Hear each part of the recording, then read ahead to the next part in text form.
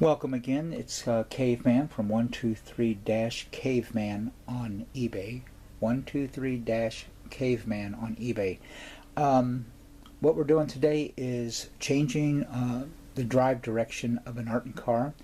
Had a customer, and it does happen once in a while, where the cars actually go the wrong direction for the brand of the track. Actually, some of the Hot Wheels tracks, I do believe, the cars were just set up to go the opposite direction is all. So the only thing I can take and do is when he put the Artin car down, of course it wanted to run the opposite direction of the other cars, and that doesn't work. So anyway, for illustration, this car is set up normally, and this is the direction that it goes. And what we'll take and do is we're going to take and pull the top off. Alright, and what you can see, this is just a standard setup for an Artin. Okay, in order to take and pop the motor out, right in between here, the motor itself and the plastic kind of just pry up on that side and pry up on this side, and just kind of pops out. Okay, now what we're going to do different is we're going to turn this motor completely upside down like so.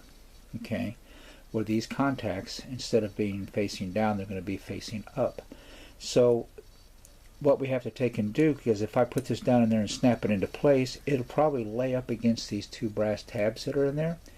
And what will happen is when the car goes down on there, because it is hitting right where it might take and touch and all that, is it could easily take and short out. So just to take and be safe, what we're going to take and do, I mean, you might get away with it, but it'll be awful close, so why go through the hassle? But we're going to take this tab, which is very hard to see, and take our thumb, put it in there, and just bend it up a little bit, just enough to take and pull it back, and do the same thing to the other side.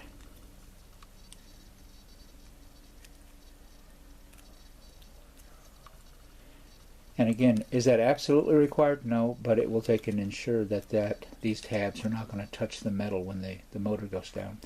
So basically, this is what the car is going to take and look like. The motor's out of it, and now we're going to reinstall the motor. And when you drop the motor in, it goes right into place like this here. Push forward until it kind of stops, and then push down in the back. It'll snap into place. Okay. Alright, so right now this car wouldn't move on the track itself, but these connections right here, they need to be reconnected with a piece of wire, and that wire will be connected here to here and from here to here. And all you do is solder there, put some solder here, and put a little bit of solder on these, and then take and just touch them with the iron. I've already done another car for the illustration, and it's not to take and cheat. I just didn't want to take a ton of your time on the video as far as that goes. So this is what it's going to look like. This is pretty much the second step. Pull the motor, bend these back, turn it upside down, and pop it into place. Now I'm going to take the other car that has had the modification done, and basically, as you can see, these tabs are sticking up, and the only thing that I've done different is taken a wire and soldered it from here straight down, and a wire from here and soldered it straight down there on the tabs.